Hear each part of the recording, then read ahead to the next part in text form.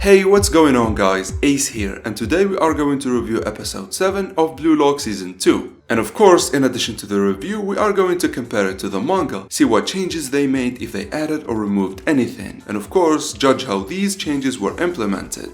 And at this point, it goes without saying, there will be no spoilers in this video, only hints so you can understand the show better.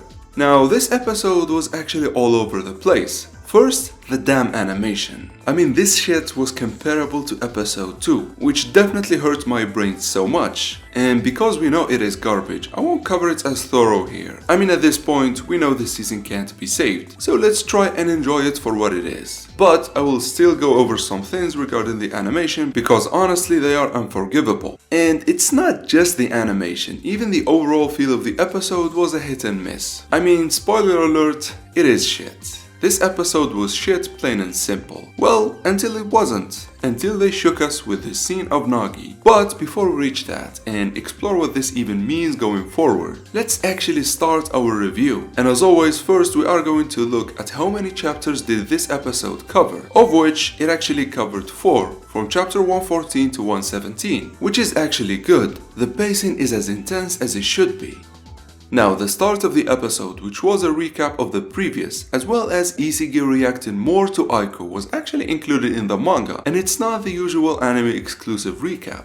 However, I gotta say, it felt like it dragged on forever in the anime, but this is to be expected, because in the manga these panels were mostly just Isagi's monologue and the announcers reacting, so it is expected that in an anime setting they would drag on. But from there, from the touch and up until Sai received the ball, it was the same as in the manga, with the exception of the Dairai vs Otoya matchup, where in addition to the horrendous animation with the choppy motion and the PNG slides, I mean, this isn't exactly something you want to ever experience. There was something else that annoyed me as well, which is actually the fact that they dragged this sequence with some anime exclusive scenes, and with them just being still frames, it really hurt me, man. Like, it really gave me brain cancer. Like, honestly, I was suffering throughout this sequence. Luckily for us, however, the studio seems to know how to handle Yuki, and his sequence with the fast herbivore player was actually really cool, because for once it was animated. Like, this guy turned around, he's actually moving, hello?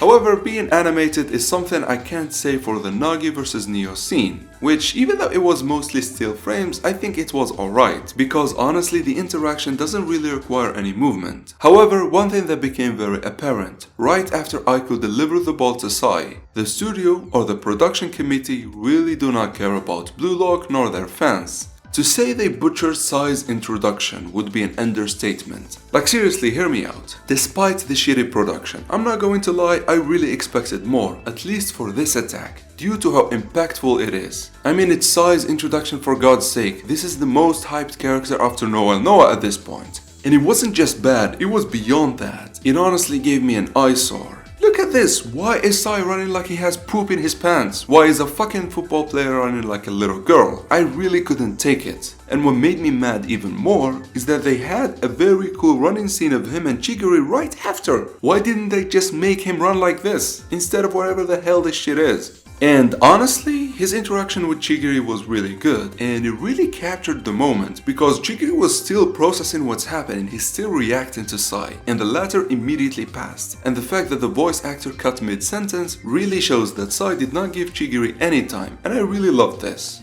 But, oh my god, what is this? Here we go again with the stiff CGI. Like, what the hell am I even watching? What is the point of CGI if you're not going to animate it? I understand if you want to use CGI for an animation. You animate a player very fast, it doesn't look as great, but at least he's moving. But here, quite literally, we are getting the worst of two worlds. It is not animated and it is CGI. Make it make sense at this point, right? And this is what I mean that this episode is really comparable to episode 2, because they used the same technique of the stiff CGI in episode 2, and it looked really bad then. However, due to the scene being filled out, I don't know, some people did not even notice it. However, here we have nothing but this stiff CGI. But it's not as if the pain really stops here, because right after this horrendous scene, it continues with the same cancerous look. Still frame after a still frame after a still frame. And for such an impactful goal, it really is a shame. However, I gotta talk about the pacing. It seemed like it dragged on forever as well. And I don't know what it is, I feel like this show needs a narrator, which Isagi is doing. But seeing the players react the way they do, it's too slow. I mean, in the manga, all of this happens in the span of few panels because we get a lot of text on the side. You could jump the gun, see what's happening, enjoy the football, and then read on your leisure. However here, I don't know, it felt odd, and this is a problem that didn't happen before. I mean, even though Karasu was chatting a lot in episode 2 and 3, I didn't really feel it dragged on. However here, there were some scenes I really wished they cut off, like Arya reacting to the mannequin guy and Karasu to the fox guy. I don't know, they really could have cut the fat and not take the spotlights from the main character here, which is Sai. And honestly, with garbage for production and shit for pacing, this is unforgivable. And if you could believe it, it gets even worse. I really can't fathom what they did to my boy Sai here. This is downright criminal. The guy's leg looks broken, for God's sake. The whole thing with him passing to Sendo was great. However, Sendo looking that stiff, I don't know. Gagamaru still looked great, but what the hell is this? What is happening to Sai's leg here? Let's just move on, because I'm really near my breaking point at this stage. Oh, and before we do, why is the chairman looking like a fucking titan from Shingeki no Kyojin here? What the hell? In any case, beyond the criminal production, as I said, the pacing here followed the manga too much. It sometimes dragged on. I really wish they did the whole thing with Isagi reacting to them after the attack, because this way they kinda chopped off the attack. Choppy animation and now choppy pacing. However, from there, Sai getting angry with Sendo is practically the same as in the manga, and it actually was funny and it looked right, because it was simple enough. This stuff that resembles the slice of life, they really are nailing them. However, the football stuff, I don't know. Now we gotta talk about Darai and Otoya again, and it really pains me to say. They butchered every interaction of poor Otoya. Like seriously. Now notice that I jumped to the gun here. I didn't really speak of Rin and Isagi building the attack or Igo's speech because there wasn't really anything noteworthy. They followed the manga and the animation was awful as always, so let's jump back to poor Otoya, who after shooting in this awful scene got his ball blocked in an even worse scene. Look at this, Neil didn't even react to getting hit in the face with the ball. And this is because they used two PNGs sliding, Neo to one way and Aiko to the other. Oh, and to make things worse, what the hell is the keeper doing there? Like he is guarding the outside of the net? Oh my god, what is this? They couldn't zoom out a little bit and move him to the left?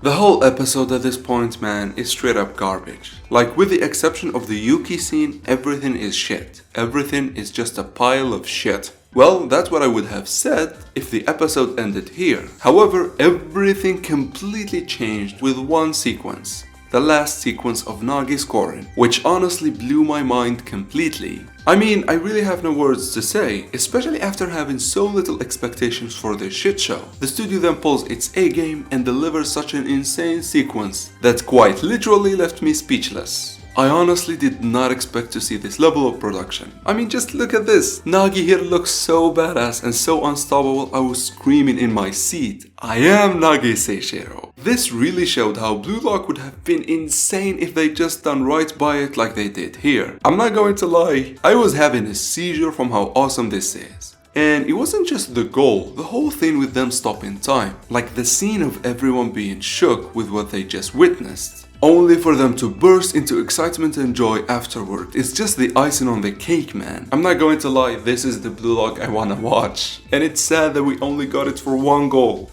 And here's the kicker. This scene was so good and so much better and impactful than the manga, it really shook me. Like in the manga, it was a bit weird. We knew Nagi sent the ball to the other direction and then spun, but it wasn't really clear because the manga can't really convey animation as well as an anime. I mean, duh! And so seeing them actually giving it this justice was really pleasing. I'm not going to lie, this is the best goal in the whole season. But it also makes me wonder, why didn't they just delay the season for a few months or even a year and give us this level of production for the whole thing? It would have been so much better and would have really given the show the respect it is owned. However, I was really happy they gave this scene justice the way they did, and I ended up being content at the end. I mean, hey, we got more than we expected. However, on that happy note, I leave you guys with this wonderful scene of Nagi's hand being lifted up. And until next time, thank you for watching.